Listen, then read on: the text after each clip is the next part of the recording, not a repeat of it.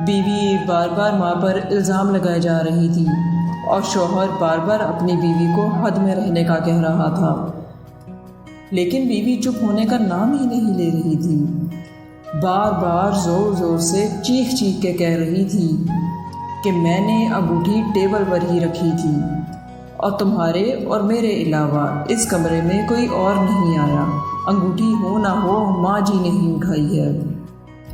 بات جب شوہر کی برداشت سے باہر ہوئی تو اس نے اپنی بیوی کی گال پر زوردار تھپڑ دے مارا۔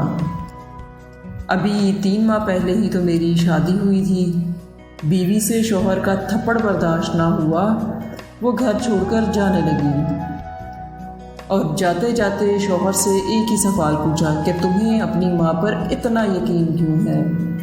تب شوہر نے جواب دیا۔ ماں دروازے کے پیچھے کھڑی سب کچھ سن رہی تھی تو اس کا دل بھی بھر آیا۔ شوہر نے بیوی کو بتایا کہ جب میں چھوٹا تھا تو اس کے والد کا انتقال ہو گیا تھا۔ میری ماں محلے کے گھروں میں جھاڑو پوچھا لگا کر جو کما پاتی تھی اس سے صرف ایک وقت کا کھانا ہی آتا تھا۔ ماں ایک پلیٹ میں مجھے روٹی دیتی تھی اور خالی ٹوکری ڈھک کر رکھ دیتی تھی۔ میں بھی ہمیشہ آدھی روٹی کھا کر کہہ دیتا تھا کہ ماں میرا پیٹ بھر گیا ہے، مجھے اور نہیں کھانا۔ ماں نے مجھے میری جھوٹی آدھی روٹی کھا کر مجھے پالا پوسا اور بڑا کیا۔ آج میں 2 روٹی کمانے کے قابل کیا ہوا؟ میں یہ کیسے بھول سکتا ہوں؟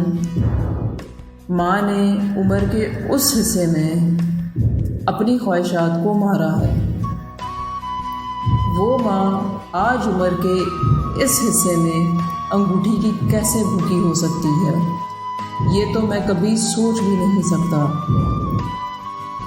تم تو 3 ماہ سے میرے ساتھ ہو اور میں نے تو ماں کو گزشتہ 25 سالوں سے دیکھا ہے۔ یہ سن کر ماں کی آنکھوں سے آنسو چھلک آئے۔ وہ سمجھ نہیں پا رہی تھی کہ بیٹا آدھی روٹی کا قرض چکا رہا ہے یا وہ بیٹے کی آدھی روٹی کا قرض چکا رہی ہے۔ دیکھیں، ایک کڑوی حقیقت یہ بھی ہے کہ ہم بیویوں کے کہنے پر لگ کر اپنی ماں کو پورے گھر کے سامنے بے عزت کر دیتے ہیں، حالانکہ ہم یہ نہیں جانتے آج ہم جو بھی ہیں، جو کر رہے ہیں، جس وجہ سے ہم کامیاب ہیں، اس کے پیچھے ایک عظیم ہستی کی دعا ہے جسے ہم ماں کہتے ہیں۔ جن کے گھر میں ماں نہیں ہوتی نا، ان کے گھر میں کبھی رونق کی روشنائی نہیں ہوتی۔ ایک بوڑھی ماں تم سے کیا چاہے گی؟ اس نے اپنی عمر کے اس حصے میں اپنی خواہشات کو مارا۔ افسوس کا مقام یہ ہے کہ آج اگر ماں ایک روٹی زیادہ کھا لے تو بیٹوں کی طرف سے طعنوں کی برسات ہو جاتی ہے اس پر۔ تم اس ماں کی بے قدری کر رہے ہو جس نے تم پر پوری زندگی لگا دی اپنی۔ بس کہنے کو تو بہت کچھ ہے، لیکن اتنا کہوں گی کہ اپنی جیتی ہوئی ماں کی قدر کر لیں۔